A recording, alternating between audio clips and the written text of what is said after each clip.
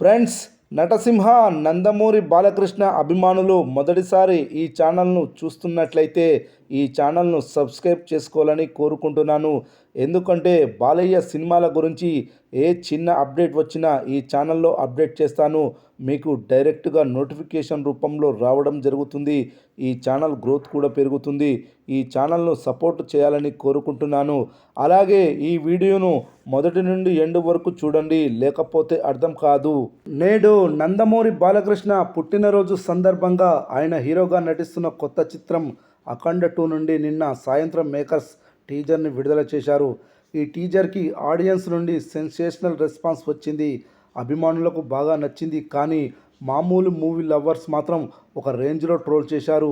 Hindi YouTubers reaction వీడియోస్లో ఈ టీజర్లో వచ్చే త్రిశూలం షాట్కి పగలబడి నవ్వుకున్నారు. ఏది ఏమైనా ఈ టీజర్పై ప్రశంసలు ఏ రేంజ్లో వచ్చాయో ట్రోల్స్ కూడా అదే రేంజ్లో వచ్చాయి. పెద్ద సెన్సేషనల్ టాపిక్ అవ్వడంతో యూట్యూబ్లో వ్యూస్ కూడా అదిరిపోయాయి. కేవలం 15 గంటల్లోనే ఈ టీజర్ 1,50,00,000 వ్యూస్ సాధించింది.